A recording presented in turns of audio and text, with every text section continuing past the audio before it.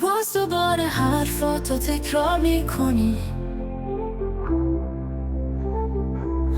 باز دوباره دنیا ما انکار میکنی.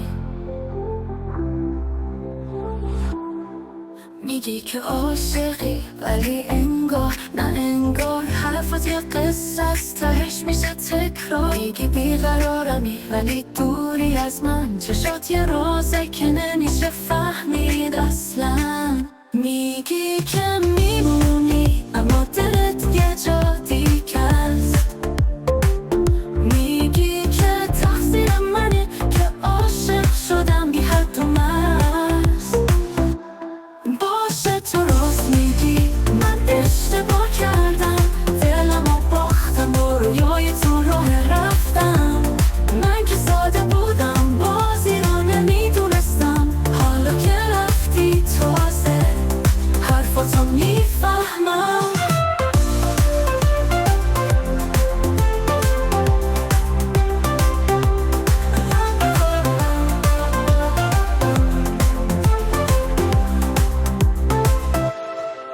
یه روزی که نباشم دلت هوامو میکنه، همین آهنگو شاید زیر لب زمزمه کنه. ولی دیگه دیره، من رفتم از این قصه، دیگه نمیخوام حتی صدای تو رو بشنوه. حالا من اما این شب با این هوای خسته، رفتی که برگردی نه دیگه بسته.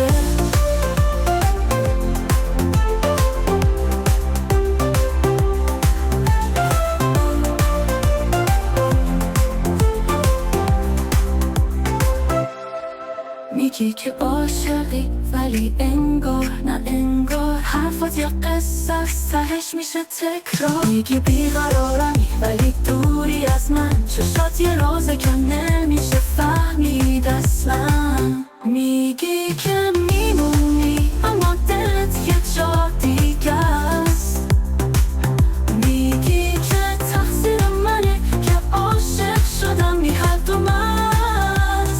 باشه تو راست میگی، من اشتباه کردم، دلمو باختم با رویای تو راه رفتم. من که ساده بودم بازی رو نمیدونستم، حالا که رفتی تازه حرفاتو میفهمم.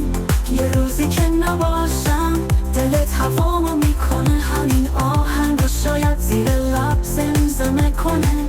ولی دیگه دیره، من رفتم از این قصه، دیگه نمیخوام حتی صدای تو رو بشنوه.